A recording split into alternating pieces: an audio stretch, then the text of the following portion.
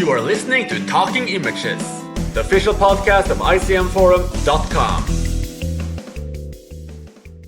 Well, hello everyone. I'm Chris. In this episode, we will talk about why our very own Lauren thinks those who vote strategically in movie polls deserve to die. It's a little unclear if she will actively seek them out and kill them, or if she just generally wishes them dead, but we'll get to the bottom of that. We'll also talk about movie polls in general, specifically their purpose, because I want to know if strategic voting is just cheating that muddies the waters and lets liars have their last laugh as they destroy it for everyone, or if it could be that strategic voting can be a good thing, be it in the aim of elevating films that deserve their moment in the sun, or on the completely different side of the spectrum, ensure that the canon stays the way you think it should.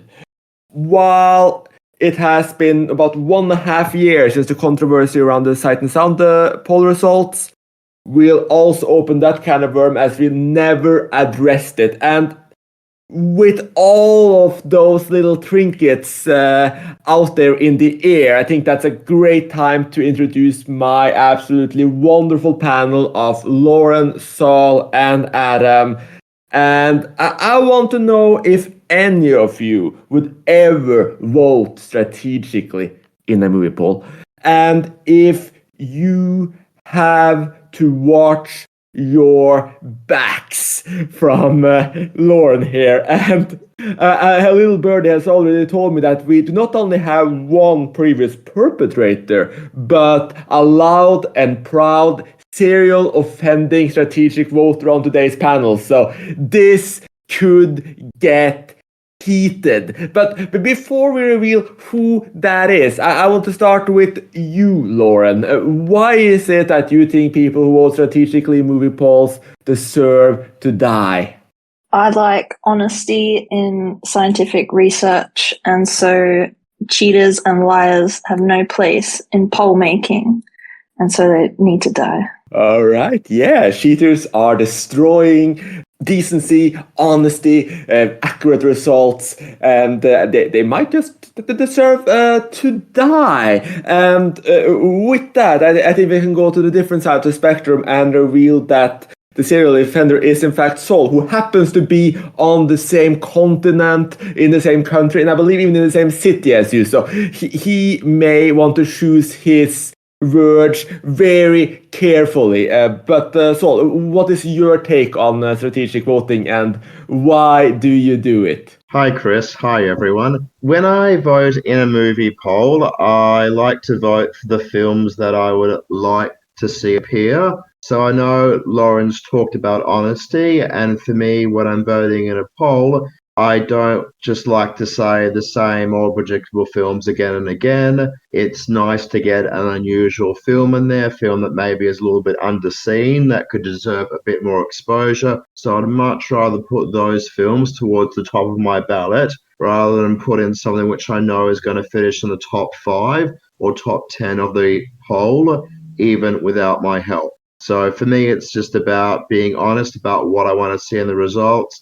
And I think anybody who ever votes in a movie poll should be voting for the films that they want to see in the result. Oh, well, that's an interesting flip on the whole idea of honesty. So it's Lauren's honesty of what's actually, say, your top 10 or your top 100 of any given category versus your honesty of what you want to see in the result, because that's what you feel passionate about. That could get bit of an interesting area to explore later. But before I have Lauren here tear you to shreds, I want to introduce my third panelist today, Adam, and see if he's going to be assisting Lauren in the murder party, or if he has to run and hide like Saul. So where exactly are you on this spectrum, Adam? Well, I'm not as much of a horror fan as Lauren, so I would rather not kill Saul. I guess I agree with Lauren about if you're going to vote in a poll, you should vote genuinely on what you like, because I think if everyone votes genuinely how they like, then you get a genuine set of results. If everyone starts like putting random films in there or like changing the order, then the results end up being like fake and they don't mean as much. So yeah, I guess I'm with Lauren without the murdering part. Very, very good. You'll be the character witness in the court case if it ever goes that far. And I might be there too because I'll tentatively be siding with the.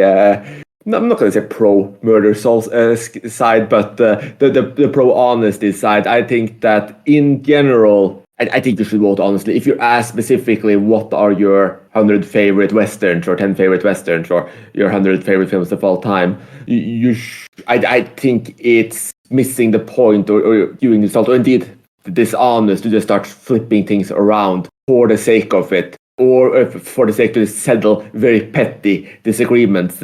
It's a bit of a pet peeve of mine even because we know, for instance, the IMDb top 250 list where after The Dark Knight came out, it must be 15 plus years ago now, there was this horde of people who actively voted down The Godfather to ensure that Dark Knight would remain the number one film of all time. And then, of course, eventually it fell. But because of that, The Shawshank Redemption just randomly ended up and stayed as the number one film of all time, according to IMDb. And that has annoyed me ever since. I get Saul's point that, he wants to see lesser known films get their moment in the sun. I feel quite strongly about that too. But I think that for the people who want that, there are so many polls and lists that actively try to highlight obscure films. On the ICM forum, we have Doubling the Canon, we have 500 films with less than 400 checks on ICM, and a number of other similar tasks. There are similar polls to this across media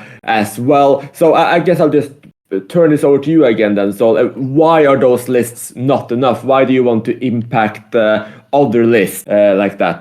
First off, I think I should mention that we're talking in this podcast where it's going to be about strategic voting in movie polls. So I don't think voting down The Godfather and Shawshank and voting up The Dark Knight, I don't think that's really an example of poll voting. In terms of what I'm looking for in this episode, it's about movie polls. And on our forum, icmforum.com, we do a lot of polls each year. And if we get a poll that's something like best war movies of all time, everybody knows that Apocalypse Now is going to be number one. Full Metal Jacket and Platoon probably be in the top 5 or top 10. So I'd prefer to see results that are a bit more interesting. I mean, there's not a lot of polls that we do that are really out there and really different. A lot of them are typical country polls or genre polls, and you pretty much know what's going to win. And if it's like a noir poll, okay, yes, I like Double Indemnity more than Out of the Past. However, whether Out of the Past is number 2 or 3 and Double Indemnity is number 2 or 3 or 4 doesn't really affect me that much. I'd much rather see some lesser known noir films out there. And I think if we're just always creating lists that have got the same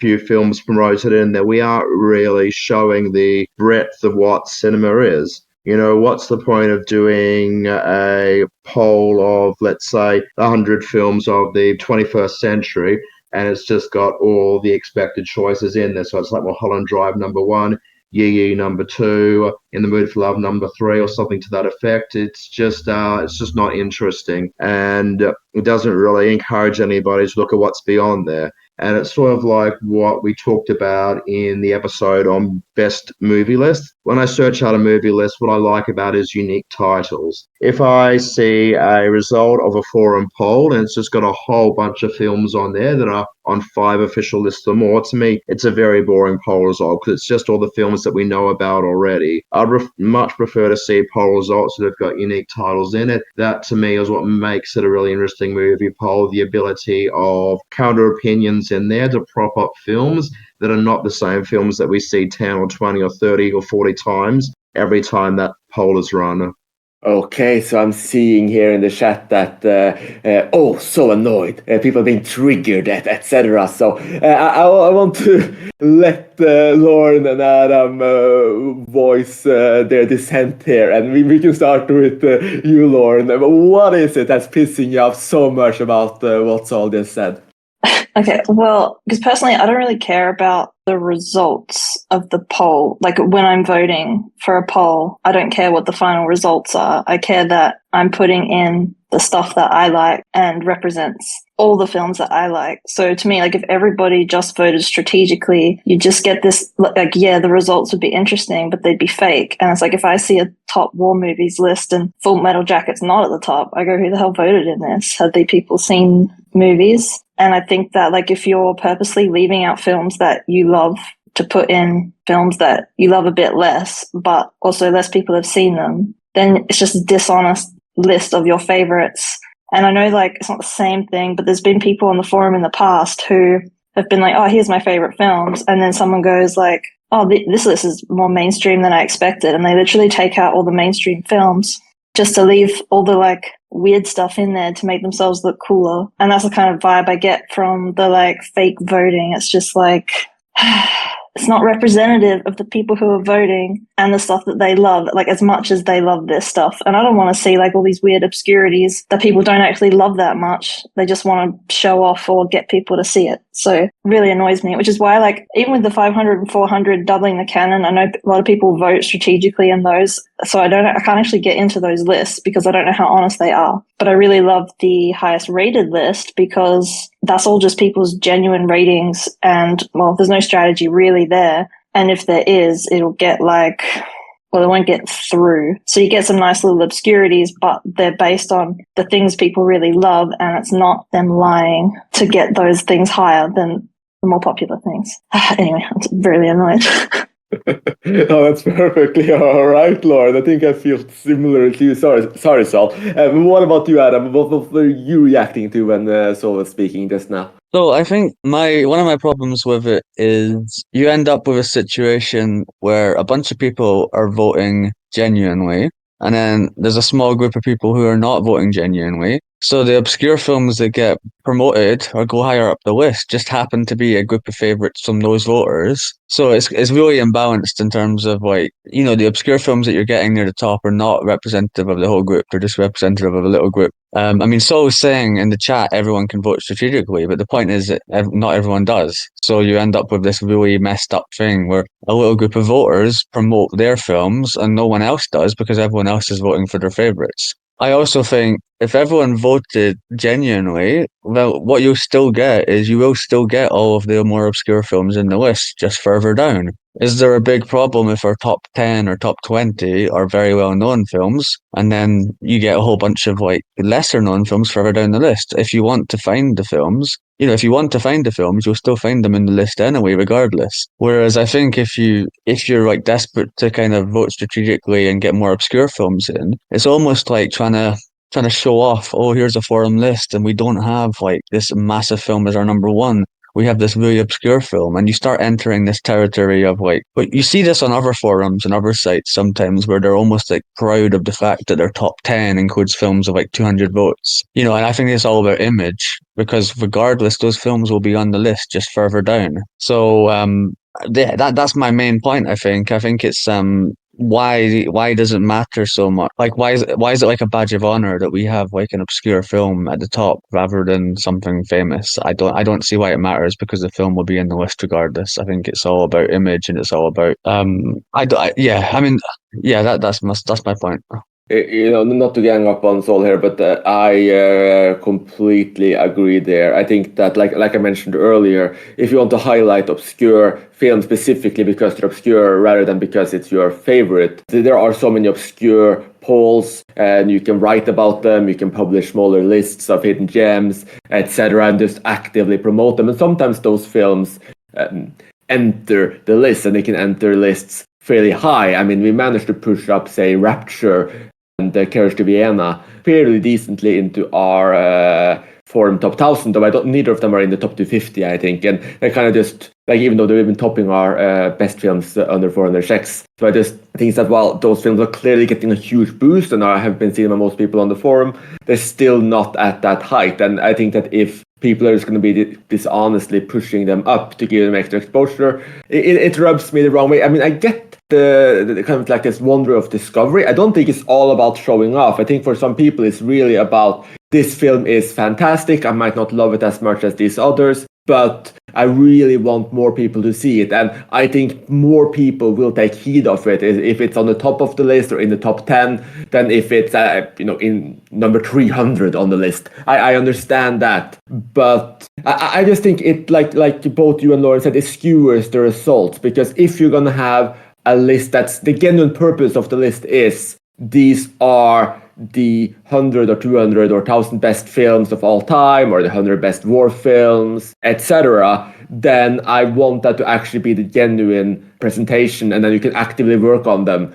I understand people who say, okay, we've all seen the most known ones. Like, what's the point of voting for the most known ones again? But if that's the case, vote for obscure favorites. Like, create a list for obscure favorites. Don't create a list for the best, because these lists are also introductory lists for new people. They want to see, okay, what have I missed? What are the most popular films they haven't seen yet? What are the films they might want to reassess? And if we all start essentially lying on our list, that idea just get completely bewildered, and we don't know what the top are again. I mean, it's the same with Sight and Sound. If most people generally agree that Citizen Kane is the best, are you really going to vote Vertigo or John Dillman up just to kind of get a change? I understand, say, film professors who, okay, I'm tired of teaching Citizen Kane for the 30th year. I want something else to talk about. And I'm very sympathetic to that. And that's where I kind of say, okay, vote for what you want to see in the end results. I remember people writing about Sight and Sound afterwards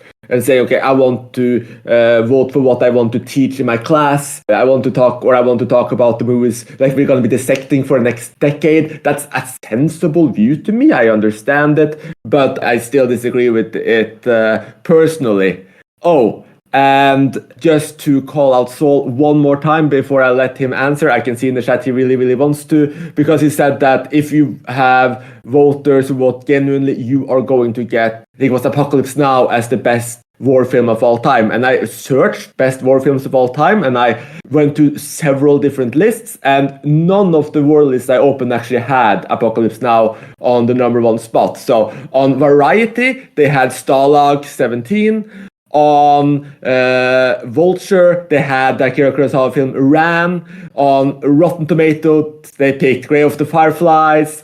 On Time Out, they picked Paths of Glory. On Collider, they picked Schindler's List. On the IMDb Wars Top 50, they actually picked The Human Condition 3, which is, by the way, a great film.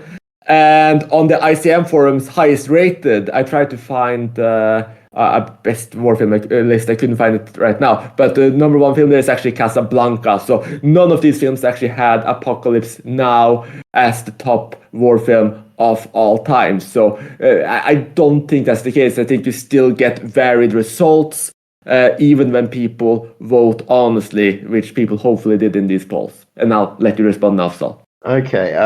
First off, I wanted to make clear that when I'm including obscurities in my list and putting up lesser known films, it's not a case of showing off. As you've said, Chris, it's a case of me trying to get these films more recognized. And like you did quite appropriately say, if a film is, let's say, number 140 on a list rather than number 610, yes, more people are going to check it out if it's higher up on the list. So it's all about promoting those underseen films, getting them out there and getting more interest in there. Something which was also mentioned was the idea that if you vote for an obscure film, it will be on the list anyway, no matter where you put it. However, our forum lists are always cut off, and I don't like the cutoffs. They tend to be quite low, but a lot of the people who host the forum results say, well, I only want to do a top 100, or I don't want to have any films on there that have got less than 3 votes. So they have a very low cutoff point. So if I voted for all the obscurities more where I thought they'd be in, or the heralded classics above it,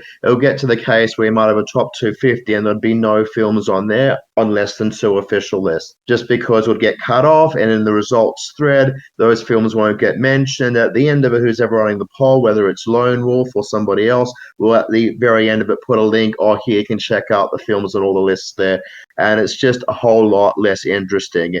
I think if our forum polls run in a way that we say maybe every film that had 50 points or more got a mention, no matter where it placed, or maybe we started the poll results with every film mentioned. Obviously, for some genres it would be less appropriate than others, but if that was the case, that all the obscure films would get mentioned in the poll result, I'd probably be less inclined to vote strategically. But since I know I cut off at 250 or 100 if it's a country one, and I know that a lot of the people who are hosting the polls aren't going to mention these films at all unless they have 3 votes or more. It actually, I think, encourages strategic voting just so that we can get these films recognized. So that's just my bit on that. I'll definitely have a lot less strategic voting if those films would show up in the results threads without having to click a link at the very end and then see it out then. A lot of other points were mentioned there, so I'm not sure if there's anything else to mention at the moment. The only thing which I think I will say is that I know we do have the 500 under 400 poll, which is for every single film, but if we have a war movies poll or a westerns poll, we don't have an obscure westerns poll or an obscure war movie poll, although I'd much prefer that. I'd find that much more interesting. I don't want to find out another westerns poll where we have a whole lot of Sergio Leone films all at the top there. I'd prefer that, but we don't have that.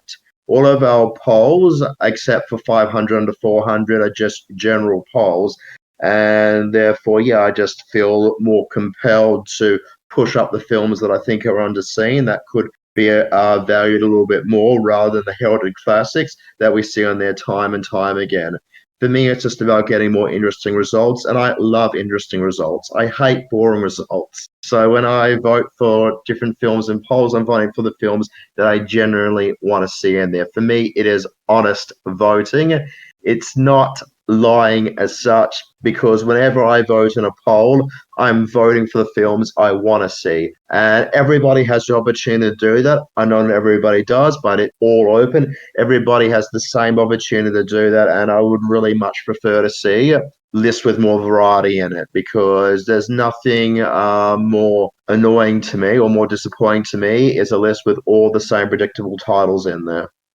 I mean, I see your point to a degree there, so because a list that just has all the usual suspects can be boring. But if that's the assignment, if it is best westerns, and people genuinely feel that the usual suspects are the best westerns, I don't see the reason to quote unquote lie, and I really just feel like this is cheating to an extent there, because it just changes the validity of the results. And always everyone can cheat, but like, what's the point of the assignment if everyone can cheat? I think that it would be much more interesting if people didn't vote strategically and instead were actively lobbying for obscure lists, because I would actually really, really, really want to see a poll for obscure westerns. I mean, sure, maybe just it would be the usual suspects winning that as well. Like, instead of Sergio Leone topping the list, it would be like, say, a Bullet for General topping the spaghetti western list,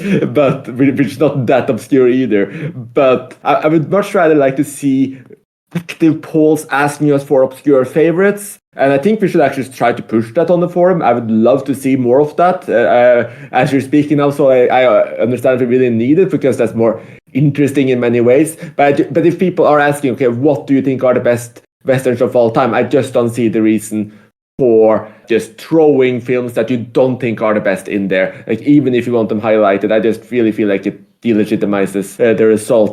To gang up on you, I think Adam wants to say something here, because I see both him and Lauren chanting "cheater, cheater, cheater" in the chat here. So Adam, what's your take on all of this? Yeah, so I'm not angry. I mean, Lauren is angry to the point that she's going to kill Soul soon, so hopefully we have enough time to finish the episode. But I wasn't actually accusing Soul of trying to show off. My point about showing off is you get communities online who will have like a list of best films ever made, and they'll have like none of the obvious ones. It'll be like ridiculously obscure lists, and it's not supposed to be like an obscure list of favorites like 500 or 400. It's like they'll have a like almost deliberately ridiculously obscure favorites list, and sometimes in those occasions I think there's almost like a deliberate effort from the people on the forum, not our forum but other forums, to like to show off that, oh, look at all these like underknown sort of classics that are our favorite films ever. We don't care about The Godfather. We don't care about like all these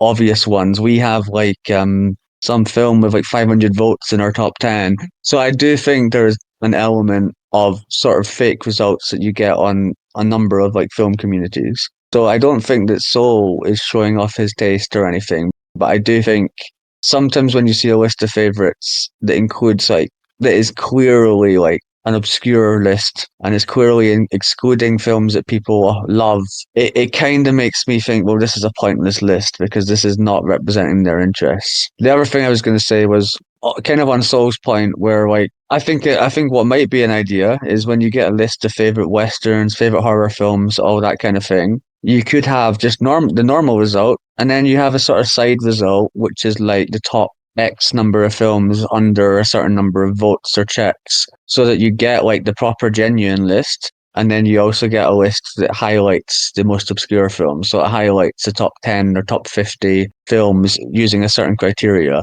And that way you have a proper genuine list, which is so like if you've got someone new to the genre, you know, they've got they've got a great starter list on the on the favorites, but then you've also got a more obscure list alongside that from the results that people like Soul who maybe have seen more of the films will find more interesting. Because I think if you only have a list that mainly promotes the underseen films, all these people who might not know the genre as well, might not have seen as many films, are missing out on the kind of classics, and they might be put off the genre because they're not diving into like established and well-known films. So I think that it's important to have a genuine list with the big films in it, and it could also be a good idea for other people to be able to see like a highlighted list of obscure films from the list, so that they've got more films to explore. And I think that kind of is a solution. And hopefully, if there was an obscure list, it would stop people cheating and lying and putting in and changing the order of their films and being, going against what they actually believe.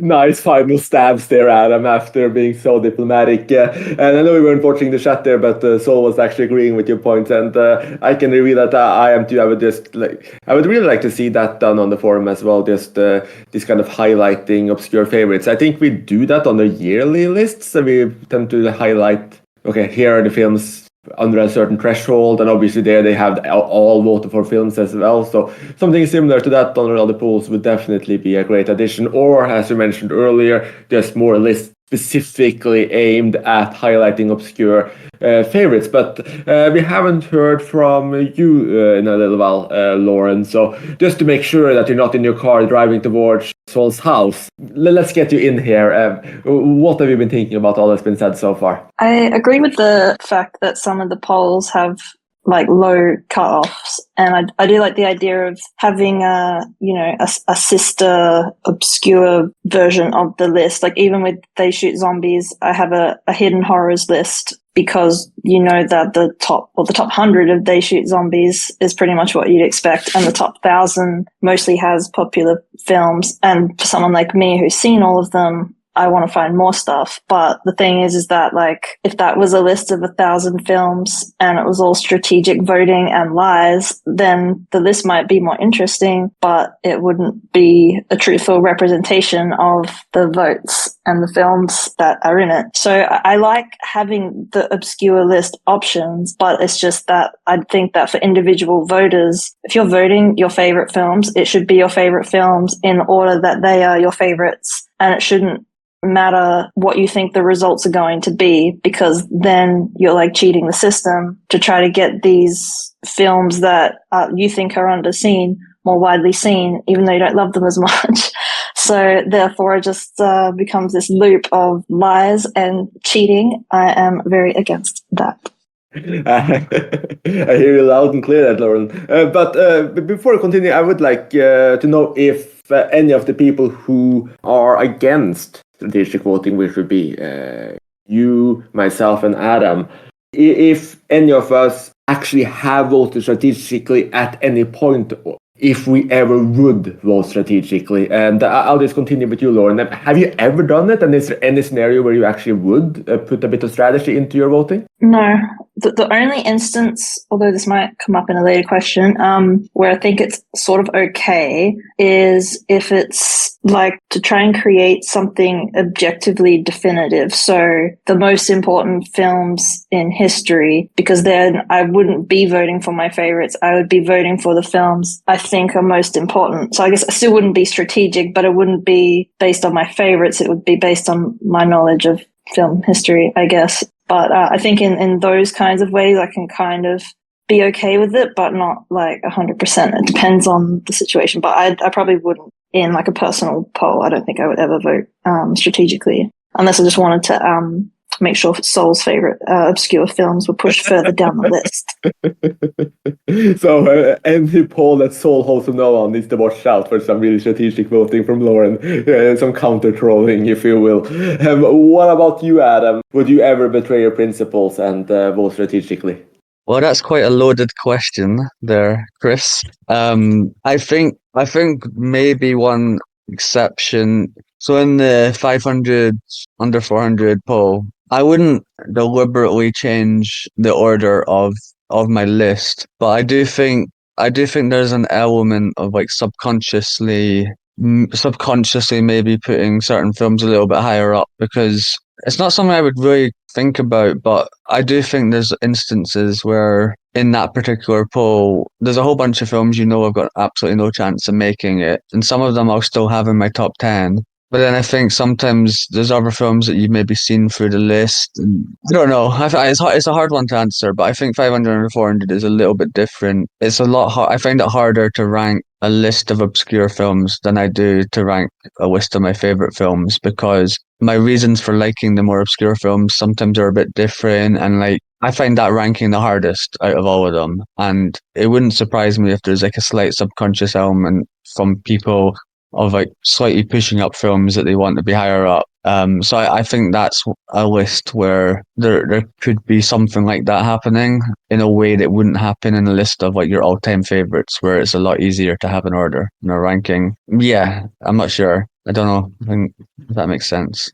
No, that does. And I'll actually possibly put myself on Lauren's hit list and join Sol on the run here, because there are a couple of scenarios where I would theoretically vote strategically, and one of those would be if I was ever invited to vote in Sight and Sound, and any poll essentially where it's a very broad spectre, but you're limited to 10 films or 20 films. And that can get so damn difficult, because I have some pretty obscure favorites in my top 10, or that are candidates for my top 10, rather. And that's not a flex. I'm actually the opposite of the people who are calling flexers. I would remove them. So I don't see a reason to vote for, say, The Elegant Life of Mr. Everyman, or Agnes Varda's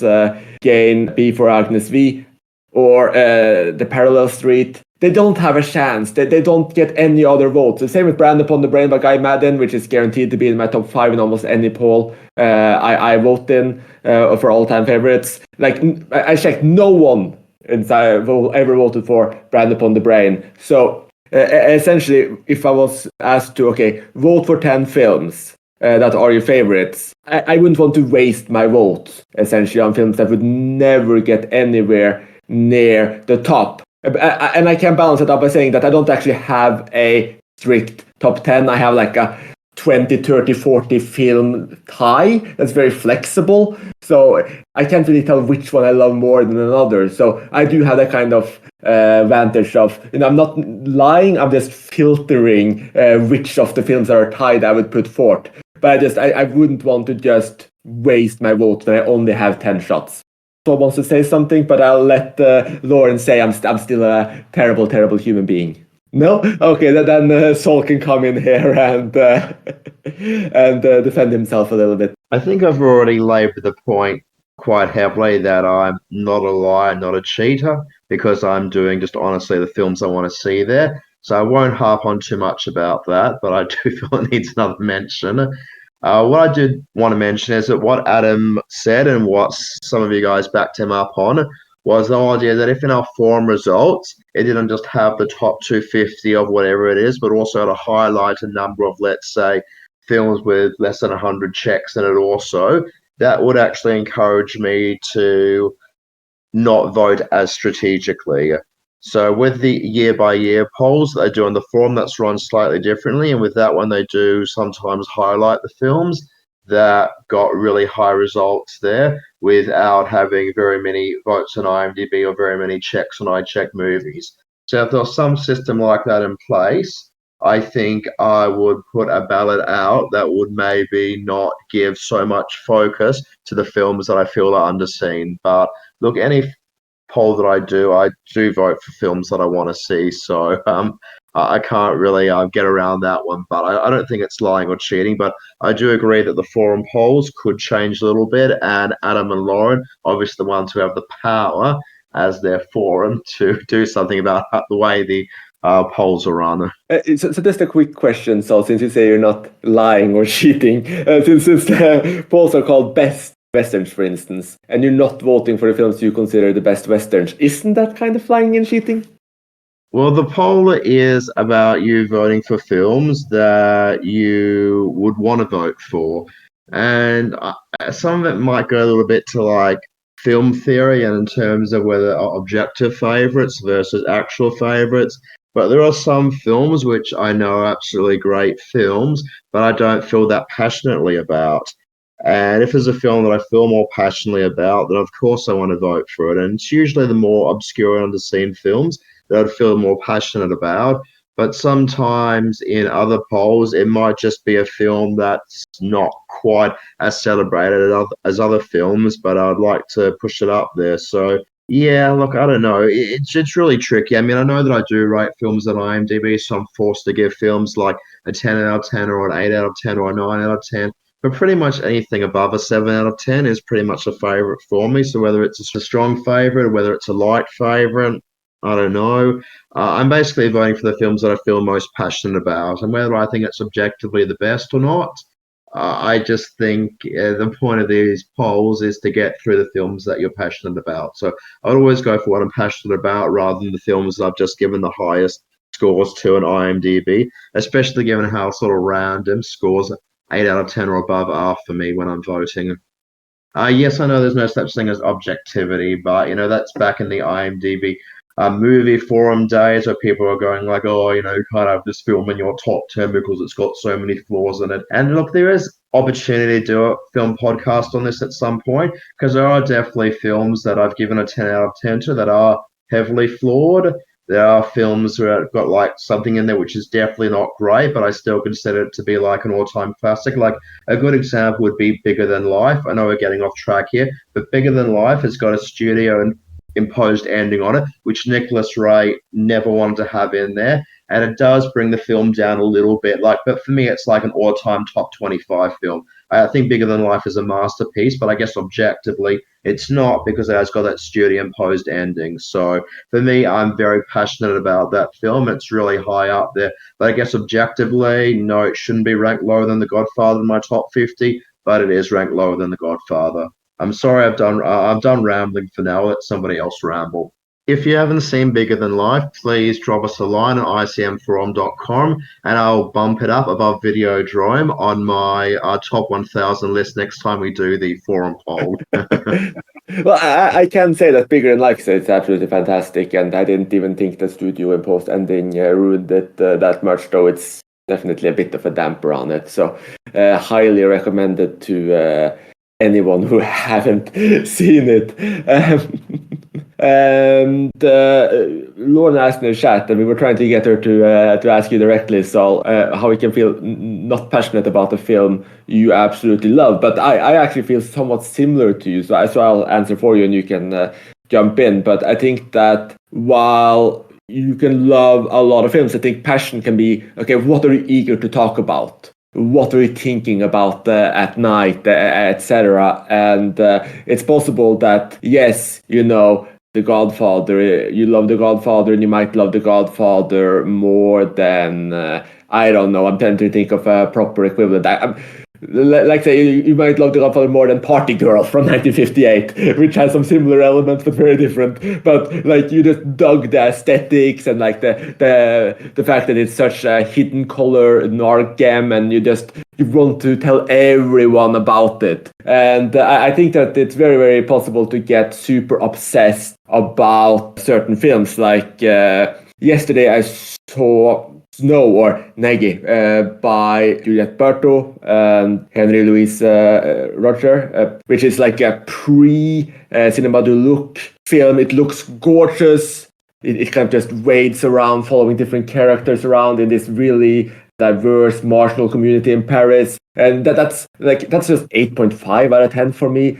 There's hundreds and hundreds and hundreds of films I love more, but right now that's a film I really want to talk about, and I wrote a review on the forum about it, and I want to try to get more people to see it. Like I do think that you get these films that's like, oh wow, I want to talk about this. So is that the kind of passion you were thinking about, Sol? And does that make sense to you, Lauren? Yeah, I think the passion for me is all about whether it's my favorite or a film that I consider to be our favorite. So something like Citizen Kane, I do absolutely love. It's in my all-time top 100, but I guess I'm not as passionate about it as something like Bigger Than Life or something like The Fourth Man by Paul Verhoeven, to have a bit of more of an obscure film in there. So the films that are sort of like the less common favorites are the films I think I'm just naturally more passionate about. I mean, the films that are in my all-time top 10, I mean, like Vertigo, I'm very passionate about. It's my number 5 of all time. But a lot of films like Godfather, I've got in my top 50.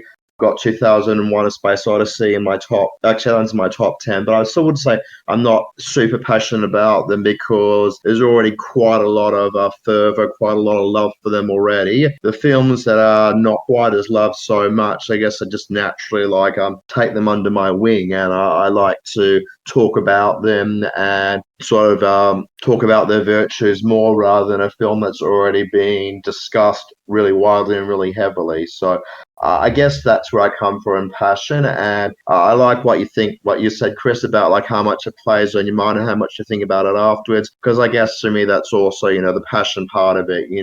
I've got Everything Everywhere All at Once on my all-time top 50. It took a few viewings to get there, and that's a film that I'm not every single day, but once a week or maybe once or twice a week, I will think back of that film or smile, think about something that it's done well. So that's a film that I do feel more passionate about, I guess, than The Godfather, even though they're both top 50 of all-time films for me.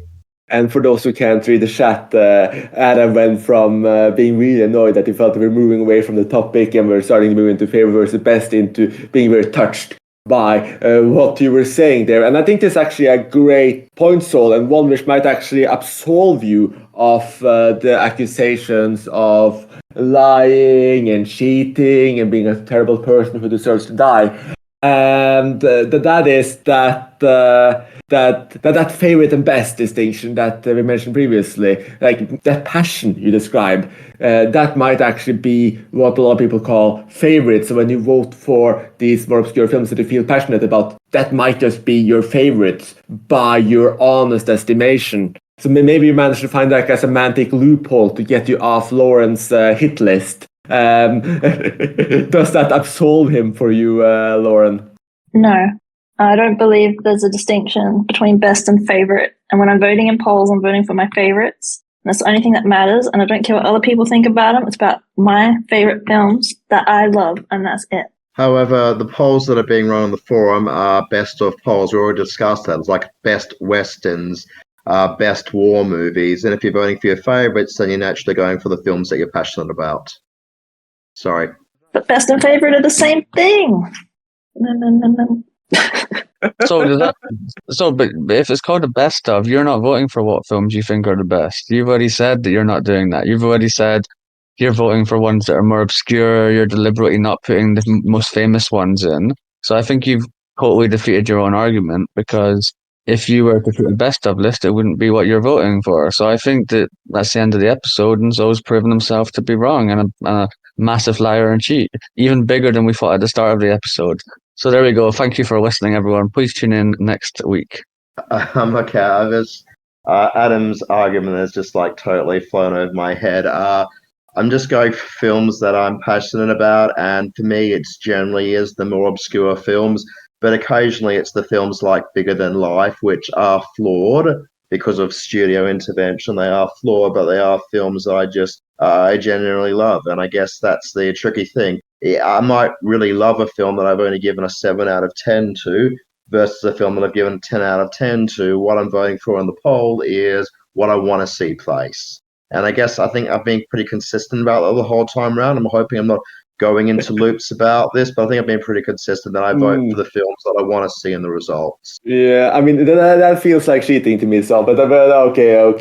I mean, if you want to talk about favorites versus best, I don't even remember if we did a proper episode about that at the moment. I have to go through our playlist. We're coming up on our 100th episode, and we'll do a big bash about that, so stay tuned for that. But I do think that, while Lauren says favorite and best are the same, and that's how I feel personally as well. I use them interchangeably. I do understand the distinction that some people apply to it. I understand that distinction varies. And I can see people using these two words to describe different things. And I do think that's fair. They are different words after all. So at least for me, while part of what Saul says there just, infuriates me to my core, I can also sympathize and even I agree that a lot of what he's saying makes sense to a point. But I want to muddy the water a little bit there. And I see Lauren saying it makes sense to a liar, so that would be interesting. So I want to muddy the water there a little bit and go back to what I mentioned previously, that I don't really have a strict order of favorites. I always thought this was semi-universal, that when you do rank a list, it's arbitrary, that, it's how much you love a film will vary from day to day a little bit, how passionate you are about it will vary a bit from day to day, and that in a lot of ways it's just a big blob of favorites that you're forced to rank when there is a ranked list. I don't want to go off topic and talk about rankings or best versus favorites, etc. But if you say you have 100 films or 50 films that are kind of equal in your world, let's say you're asked to vote for, we can go back to war movies, and you have 10 war movies, all of them you rated 10 out of 10, you love all of them, you can't really pick between them. Would it make sense then, without any judgment or death threats, to put, say, the one you felt most passionate about or the most obscure one on top of your list? If you have 10 favorite war films, one of them is, I don't know, Nobi, the Japanese movie. That's actually one of my favorite war films of all time, so I'm just throwing that out there.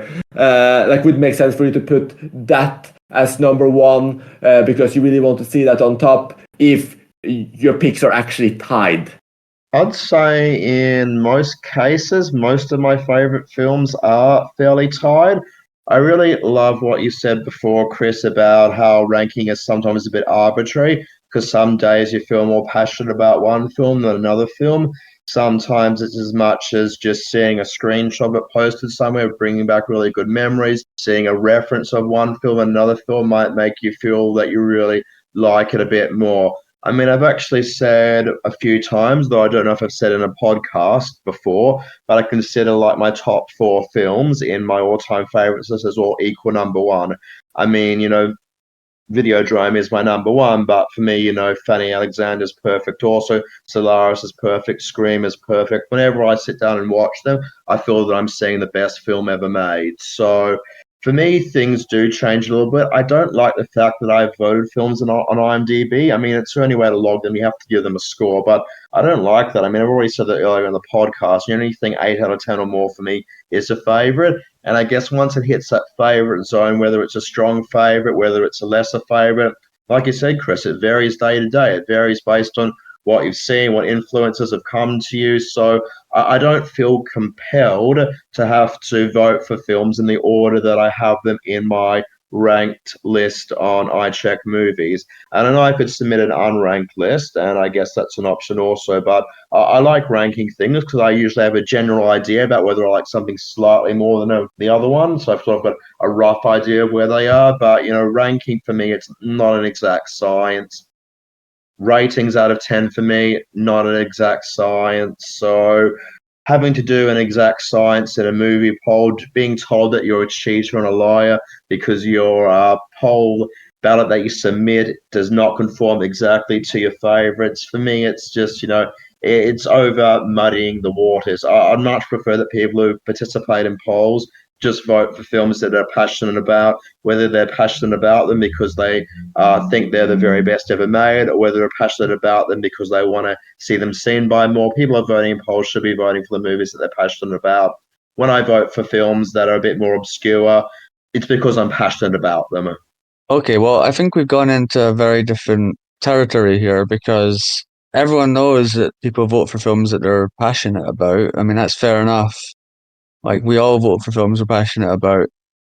But I think the whole point of the episode was people deliberately promoting obscure films over films that they actually might like as much or more. And I think that's a very different argument from passion. It's an argument about.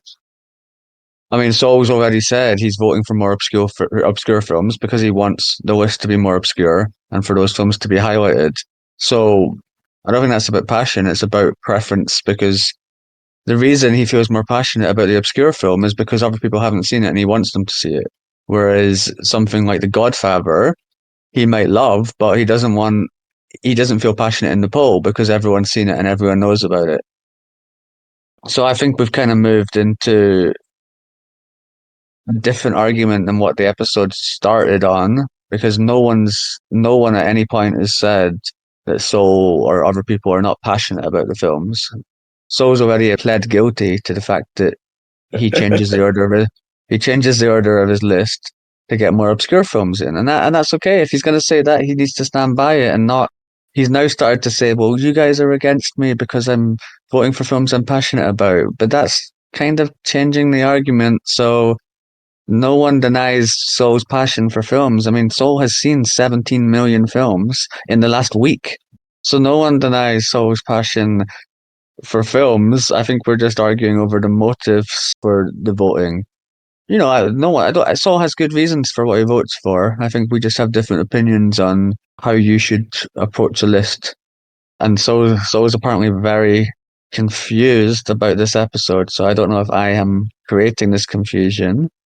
Oh, that's all right. We can all be confused. Do you have anything to chime in, Lauren, or I'll get to my next question?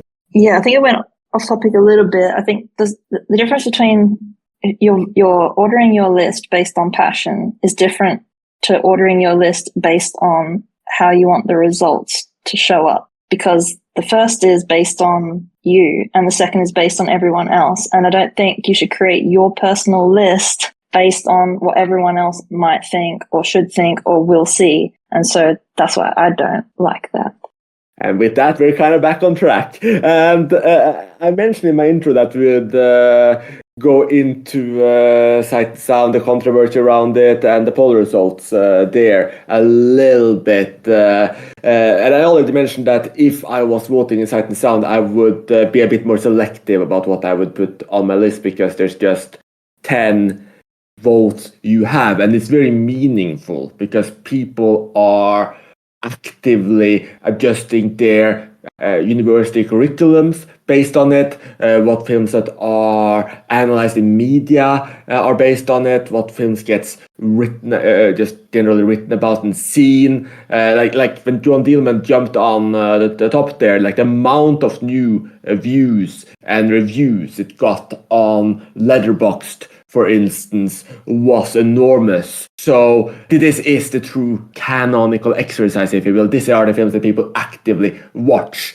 So would you say that changes the game a little bit? And before I actually get into the results themselves, since I already mentioned that I would remove my obscure favorites when I voted, just because to me that would feel like like just throwing away my vote, essentially. Like, would you say that that's still an as egregious kind of quote unquote cheating, or would that be fair play to you, Lauren? That's still cheating to me. I would vote for my top 10, no matter how mainstream, trash, or obscure they were. That's my top 10, and that's what I'd submit. So even for that kind of thing, yeah, I'm not a fan.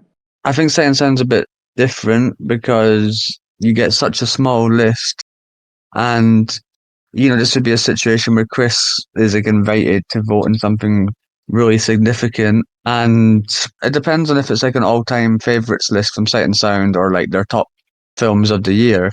Because I think if it was an all-time favorites, you're more likely to still vote for your all-time favorites. Whereas if it's like a sort of yearly poll, you might try to highlight some of your favorites that are just outside your top 10 because going to end up in the top 10 or whatever. Then again, if everyone thought the same way, if everyone was like, this film is so famous it's going to get into the top 10 anyway, I won't vote for it, then it wouldn't get in. So it's a tough one, but I think Sight and Sound's a little bit different because it's like a published set of results, and it's like your one chance to kind of promote these films in a way that you're not promoting them on the forum, or you're just talking to like the other users on the forum.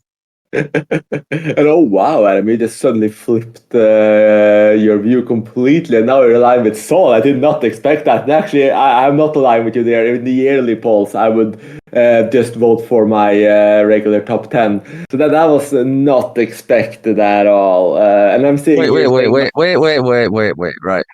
I would do a genuine vote, right? All right, me too. Good.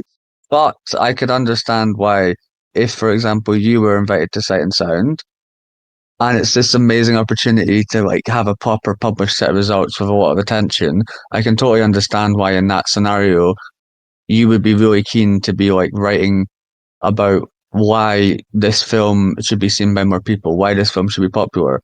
Because if you're just writing about The Godfather, those kind of films, then everyone's already said their piece. But I think if you've got like one chance to kind of write about some of your favorite films, and I can see why you'd want to, in that situation, promote films that most people aren't talking about, because there's not much to add to like The Godfather, whereas it's a chance to finally shine a light on a film. So I think it changes it if it's something like Sight and Sound and it's your one chance to kind of promote a film in a way that the forum polls are all the time and they're just like to a small number of people. So I would still vote for my favorites, but I'm just saying I think I can understand more the motivations in not just doing a standard set of films. But then again, Chris's set of top 10 isn't going to just be, well, maybe it's more close to Sight and Sound than it is to like IMDb top 250, but I just understand the motivations a little bit more. Not saying I would do it myself. I think that's a little bit more forgivable than so deliberately changing his entire set of results and lying and cheating and making Lauren kill him.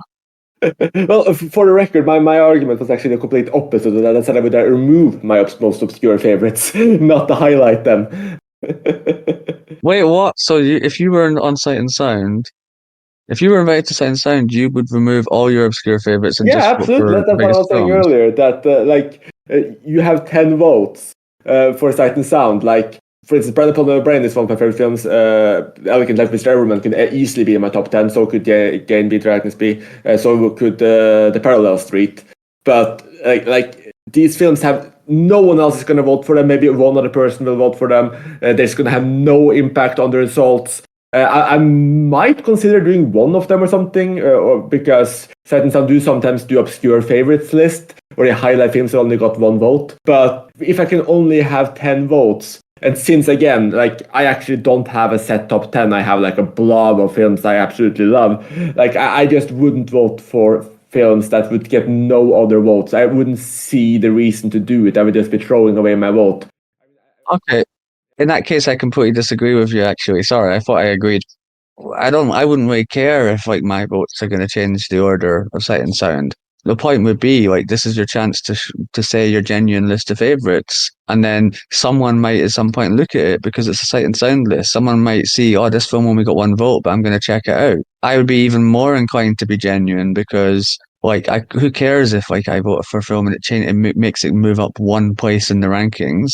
like there's a chance that people look through all, like there's a chance that a bunch of movie nerds like us look through all the lists and then they see that film. So I think there's more chance that That's a good point. And I guess if I was a famous director, for instance, I might do that, because I know that other you to just submit a list of 10 super obscure favorites that didn't get on the list. He just picked 10 random, like not random, 10 films he was passionate about that no one else voted for, I think, for any of them.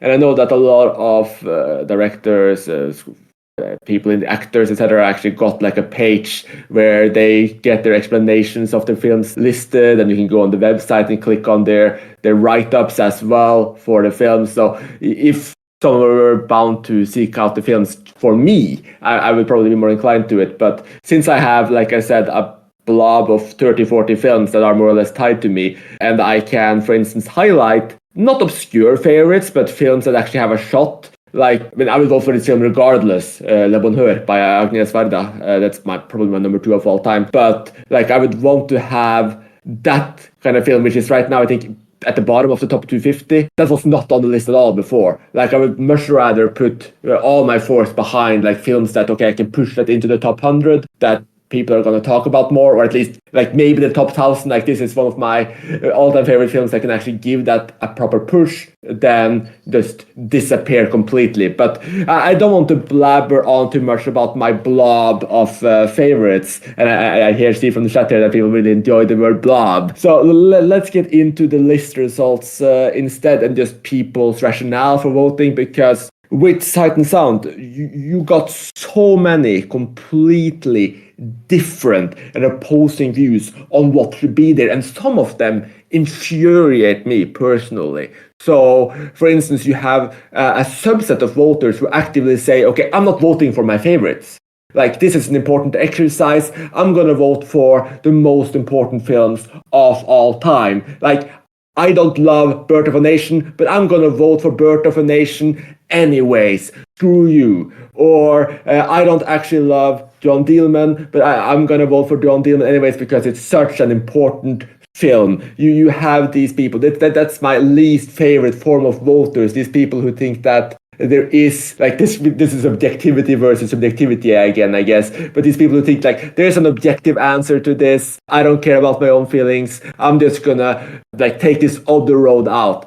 I hate that. Like, that group gets zero respect from me. But then you have some other schools of thought. You have the school of thought of, I want to represent my taste. You have the school of thought of, like, I'm gonna, like, this is not really my favorite. This is like a mismatch of who I am. Like, I love Western. I love musicals, I love XYZ. Like, I'm gonna make sure that something from each genre I love, or something from each director I love, get on the list. That's I'm a bit more okay with, especially if you, like me, have a blob. I can get that you kind of want to filter it, but it's still not fully honest. And then you have the most petty of all, in my opinion. These are the people who want to pick sides between Vertigo, Citizen Kane, and John Dillman, and just go, yeah, sure, Vertigo is my 3rd favorite Hitchcock film, but it could be the number 1 again. I'm just gonna go all in and add Vertigo.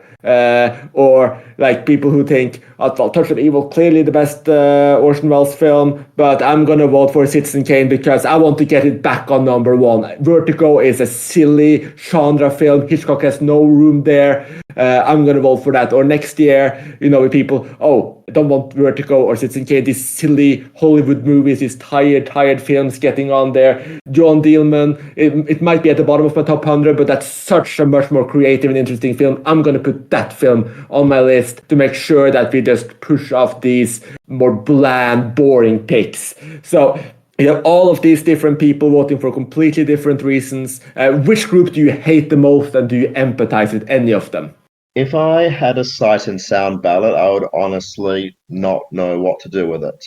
On one hand, I'd be tempted to do what Chris was talking about and remove the more obscure films from my top 10 and vote for just the films that have a chance of making it. But then I would also be tempted to remove the less obscure ones and make sure there are more unique picks in there to make my ballot more interesting. So, yeah, I actually have absolutely no idea what I'll do. In terms of what people have done, look, I'm somebody who doesn't mind strategic voting, so I can understand what has happened with Sight and Sound. It does annoy me that Vertigo isn't number one because Vertigo is my number 5 of all time. I think it's arguably the best American film ever made. So for me, it's a bit disappointing not to have it at number one. I sort of, yeah, look, it does annoy me what happened, but, I can sort of understand it. I guess for me, what sort of intrigues me is whether getting the John Dillman at number one, whether that was a planned strategic thing where a lot of people were like getting together and discussing, well, what sort of female directed film could we get to the top of the list, or whether it's unplanned. If it was unplanned and uncoordinated, even if it is strategic voting, I think it's genuine enough. If it was coordinated, I guess it shines a different light on it. And I guess it's just muddying the waters further and gives more reason for Adam and Lauren to call me cheats and lies and whatever. But yeah, look, I don't know. It's a confusing thing what happened with Sight and Sound. I don't think anybody was expecting it. I'm very intrigued what's going to happen in 2032, whether we see a continued push there, whether something else makes it to number one instead, whether we have Vertigo or Citizen Kane reclaim the title. So, yeah, I'm sorry, I don't know if I quite answered the question there, but yeah, there's a lot to digest with Sight and Sound, and I guess for me, it's still not the ultimate poll. For me, They Shoot Pictures is still the ultimate aggregator there for the best films ever made. Well, Saul, They Shoot Pictures Dante is probably the best list, because it is the aggregator, so it's the most quote-unquote accurate representation in a lot of ways of the general consensus, but it's not a poll. So for me, Sight and Sound is definitely the top poll, not throwing any shade on our own forum polls, of course. But yeah, no, it is interesting what you're talking about there about John Dillman, if it was a coordinated effort or not. I don't think in any way it was a coordinated effort to get John Dillman on one, though I do think that there were definitely a lot of people who actively wanted to promote films directed by women. I think that's relatively fair. I think we had some big discussions on this in the forum, and like there's so many people, and I know Lauren and Adam is going to completely disagree, but like for me and my blob, and they're posting, Adam just posted David Crane's A Boy and His Blob on the chat here, which I get to have to look at, and we might have more discussion about the blobs later. But I do have empathy for people who want to compress their favorites, like find some way to make sense of their like massive blob of favorite films when they put them in. So if they have some kind of criteria for that, that's fine. And I know that, for instance, one quick example, who wrote passionately about like having quotas in this list was Paul Schrader, who ironically was one of the people who went out against John Dillman afterwards. But he was like, okay, I have a quota for at least one silent film. I want to have at least one comedy on my list, etc. And I think some people kind of put these restrictions on their lists to make sure that they get to represent their tastes and their favorites, just because there are so few slots. And again, I think a lot of people are like me, that they have this big blob.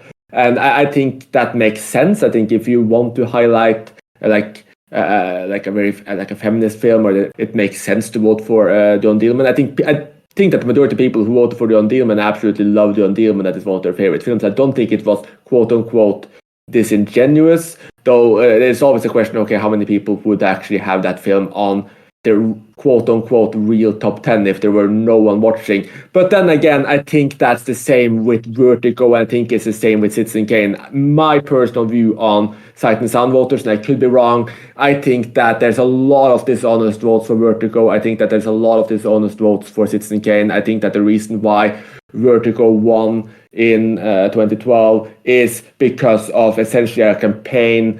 I'm not sure if that was coordinated either, but I think there's a lot of Hitchcock fans really wanted to get rid of Citizen Kane. They saw that Vertigo was number 2, and they saw how few votes were missing, and they wanted to make that push. I think that was even more specifically thought out than John Dillman, to be honest with you. I just genuinely think that even if it wasn't coordinated, I think that there were tens of voters who actively thought, I'm going to vote for Vertigo or my true favorites or my true favorite Hitchcock to make sure it beats Citizen Kane. But anyways, to get back to the topic at hand of which of these voting groups we hate the most, and if they're all liar sheets, etc., I think I'm going to move on to you, Lauren. I mean, what do you think about people who have various forms of strategies or ways to vote in the Sight and Sound results? And do you think that their results are genuine? Well, I agree with Sol that They Shoot Pictures is better than Sight and Sound. And one of the reasons that I don't care for Sight and Sound is because I don't trust the results. But I think one of the problems with it is that, you know, as you were saying, all those different groups of voters have a different idea of what the poll should be and what the result should be. And I think it's not as straightforward as like vote for the films you love the most, which, you know, on the forum, that is kind of the point of the polls.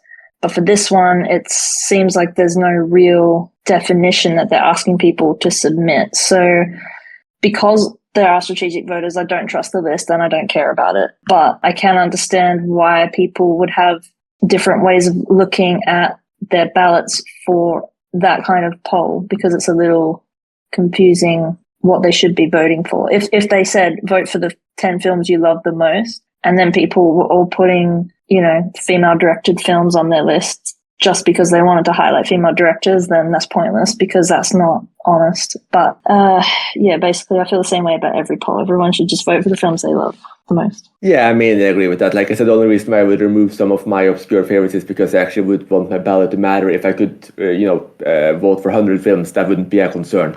It's just really annoying that you just get 10 votes. It's always frustrates me. I mean, I'm not even invited to vote. I mean, please invite me, but I'm not invited to vote. So it's irrelevant what we're saying here. Adam is saying if everyone removes their obscure favorites, no one will make it. Yes and no. I mean, I think that the canon and the way it works is that you have like so many layers of obscurities. West Indies is on the top 250 now. I mean, that's an amazing film. I mean, and honestly, it's better to me than Vertigo. It's better than John Dillman. It's possibly even better than Citizen Kane to me. But it's obviously extremely obscure. I think it had less than 100 votes on IMDb before it got there. So yeah, sure. I mean, you should vote for obscure favorites to a point. But maybe I'm being converted to. Maybe I should just not remove obscure favorites. I mean, for me, like I said, I would still be honest if I removed some of my favorites because it is that blob. I'm not sure if I want to talk more about my wonderful, extremely wonderful blob of films. But I actually do have, before I even thought about bringing up this blob, everyone's laughing in the chat now. I need to stop saying blob. And we're almost at the end of the episode too, so don't worry, the blob will not be mentioned, brought up that much more again unless we do a follow-up episode specifically about blobs or the blob films. But there's one concern that gets brought up in a lot of lists that's a little bit different from what Sol was talking about, and that's people who in some way they're voting for their favorites, they're voting for films they're passionate about, but they actually want to counteract what they would see as bias. They want to counteract this idea of the canon. I mean, to me, I get annoyed when people actively try to change the canon in some way just for the sake of it, because it rubs me off as a little bit dishonest. But at the same time, it is like the case, and I agree with the argument that the canon is circular. Which is to say, the films that get on canon get seen by the most people, even if there's a huge drop-off of who loves those films. The more times a film has been seen, the more likely it is to make the cut. Obviously, it has to be great. If every single person sees a date movie, it's not going to be the number one film on the list or even in the top 1,000. You know, that has to be like, it has to be for a group of people. People have to love the film, but the more people see a film, its possibility of actually being on the list increases. And I don't know if you guys have blobs like me, but let's just take a quick example, because I was talking with Matthew Scott, who's been on the podcast, and it would be great to have had him on this episode, to be honest. But we were talking recently about Chameleon Street, and both of us, agree that, okay, this is the same tier level film as Citizen Kane. It's, similarly a debut. It's incredibly interesting. I think it's possibly better than Citizen Kane. I think it's a bit rougher around the edges, but it has more interesting dynamics. It's obviously only on 3 lists and was only recently kind of, like, obviously it won Sundance, but it's only recently gotten the restoration and been kind of just thrown out as this hidden gem from the past. But even if you think it's cheating, do you kind of sympathize with these people who are going to say, like, I'm furious? Like, because you got this in a lot of these lists, and people are suggesting Sight and Sound, like, for instance, one way or another, it's now on, I don't know if it's top 100, but it's in the top 250 for sure of the critic list, the Sarah Gomez film. I remember a lot of people like, why isn't Sarah Gomez on this list? Like, one way or another is one of the best films of all time. People haven't seen it. It's ridiculous. We need to get that film on the list.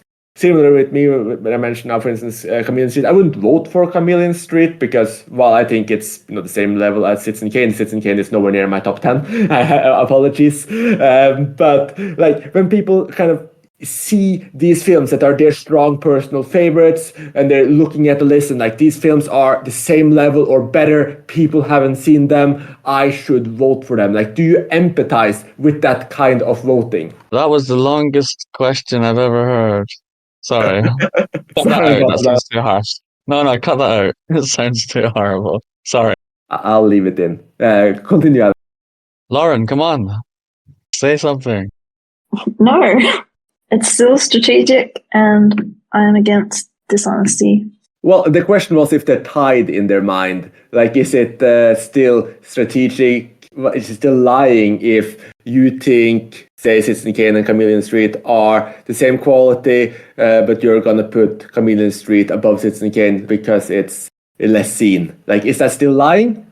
Yeah, I think like if these are 2 films that you love equally, then it should just be like an instinctual decision in the moment, not based on, am I going to look cooler by putting this one first? I don't like that. Oh, we're back to be looking cooler. All right, fair enough. It's not about promoting favorites. It's about looking cool. That's I guess that's circular then. Is it? Yeah, Saul is writing here, instinctual decision. Do you want to add anything, Saul? And Adam's saying too, I love instinctual. Ooh, all right. I was proud about that. I just love that Lauren used that word. I just like the expression instinctual decision. It was right. It was quite sophisticated for our podcast. So. Really? Instinctual? Okay, fair enough. Instinctual decision. Come on, it's quite a. How often do you speak to someone? I mean, in fairness, Chris probably has these conversations all the time with his blob of friends. But how often do you speak to someone and they say, "Oh, I made an instinctual decision"? So I like the phrase, I don't care about the intent or the meaning. I think it was a good expression to use. So well done, Lauren, with her nice voice as well. So it was perfect. Well, I think I understand Lauren's point to a degree. I think for a lot of people, instinctual decision would be to put the film that they feel is undervalued on top. Like, because if something feels undervalued or underseen, I would probably have an instinctual urge to watch that one more.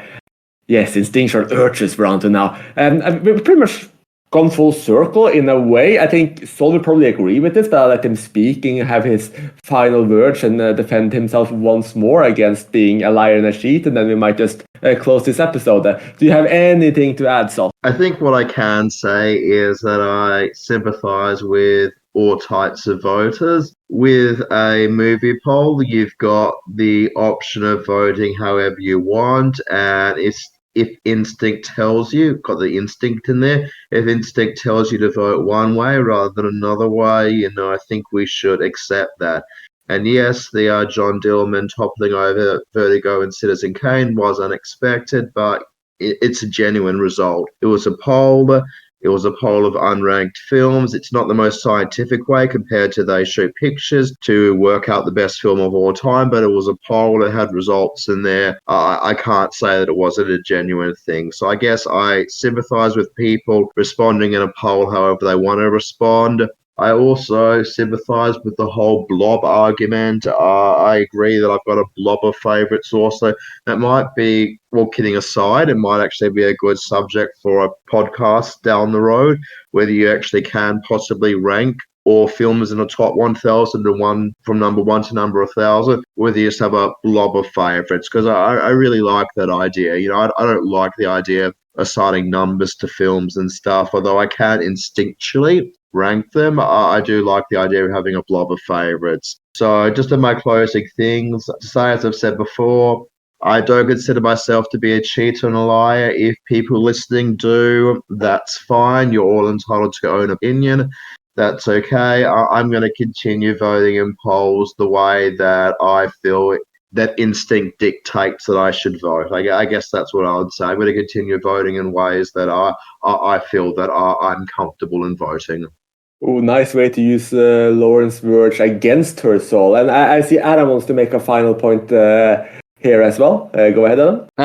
Yeah, I had 2 points actually. First point was I wanted to ask Saul if he'd continue to vote like that if the idea of having an obscure set of results for each poll was implemented. The other point I wanted to make was something that we haven't really spoken about in the podcast, and I know we're at the end, but what you also see happening, like what used to happen in the forum polls with 500 under 400, I don't know if anyone remembers, but there used to be times when like a little group of voters would deliberately vote for like a really sort of obscure and random kind of film, so the one I remember, and then they'd all be like celebrating that they got it into the list. This was years ago, so the one I always remember is when the cat food film made it into the top 500, like the 500 under 400. There was like it was 13 minutes of a cat eating fish.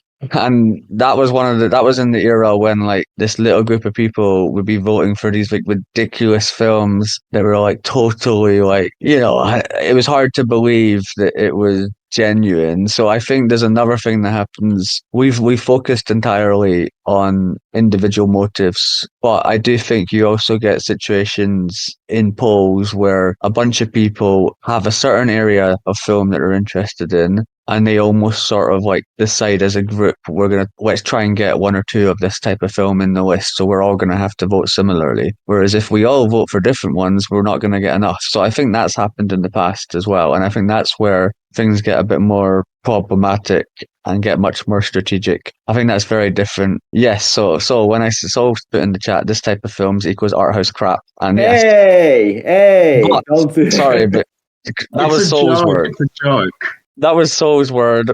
Also, I mean, it was a cat eating a fish for 13 minutes. And yeah, I'm sure there's all this symbolism, blah, blah, blah, but it was a cat eating a fish, I've seen it, I could buy fish for my cat, watch it, and then I'm sure I wouldn't be filming it in the same way, blah, blah, blah. My point is, like, sometimes online you get a group of voters who kind of get together and decide, like, we love art house, we love horror, we love whatever. Let's all vote for this film, and if we all vote for it, it'll get in. And sometimes I think it's a little bit like of an effort, like a group effort. Like, yeah, I think that's very different from Soul just like changing the order of his list for other motivations.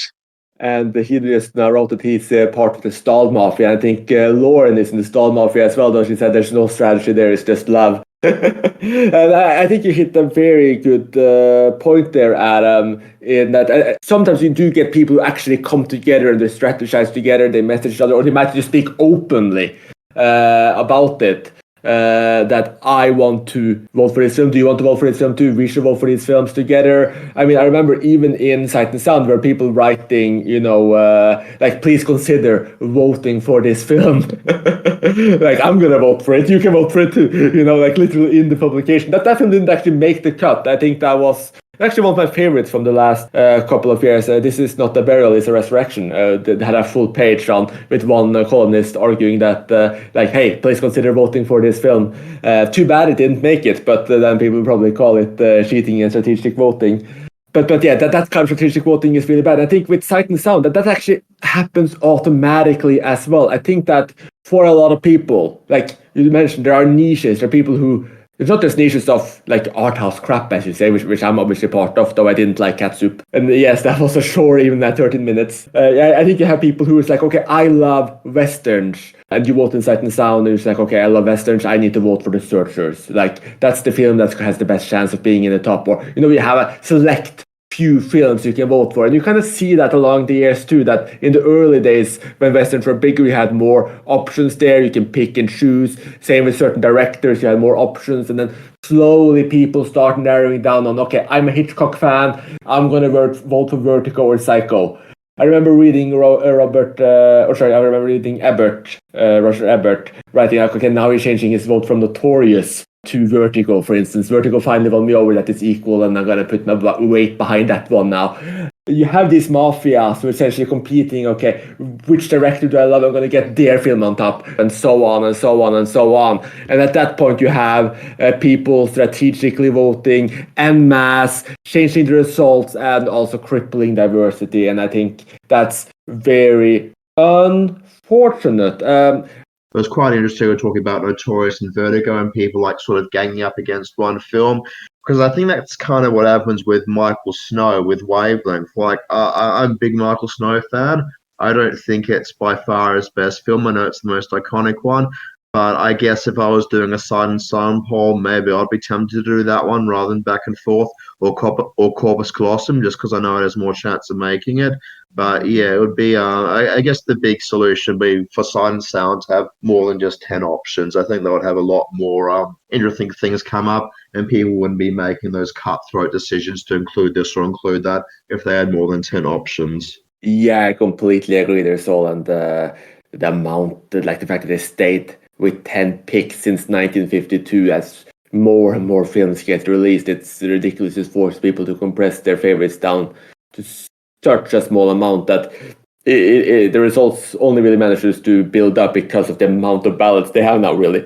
So we might do a Sight and Sound episode at some point. I was hoping we'd do one when that poll was released, but there just wasn't enough interest in it. Let's see if we feel passionate about it in 2032. But with that, I think we've gone full circle. We know where everyone stands. There's been some loosening up. Before we go, I'm going to ask Lauren one question. Does Saul need to watch out? If he keeps voting strategically, yes. Okay, so Saul, beware. And once again, Saul and Lauren are actually in the same city in Australia, so that danger is very much real. We'll see if we alert the police about the possible connection if Saul ever mysteriously disappears from the podcast. But that's a discussion for another day. Adam is saying here, sign off with a blob mention, please. So yes, let's see if we do a future blob follow-up. There's a lot of ideas being kicked around there, and this might turn into a bigger thing than I originally anticipated. So I'm glad my co-hosts think the word blob is so amazingly hilarious. Let us know if you do too. And as always, there will be a thread up for this episode on icmforum.com. This is where you can go to harass Saul. Any death threats are, of course, welcome. Lauren has made a precedent for that already, so don't worry about it. And just generally just rip his strategic voting to shreds, or, you can go the other way and threaten any of us, or just like attack. Okay, don't actually no, that was, just be clear, that was a joke. Do not send Saul death threats. We don't endorse that. That will actually probably be taken down. Yeah, we can't do that. That's against foreign policy. And any death threats should be sent by mail, not on the forum, because we have to be neutral.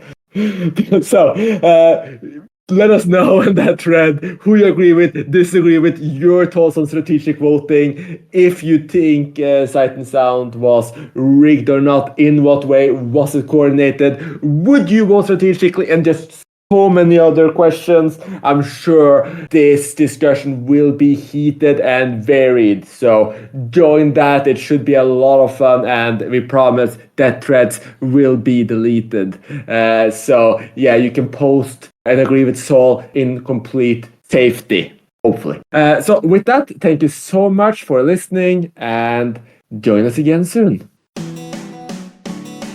You have been listening to Talking Images, the official podcast of icmforum.com.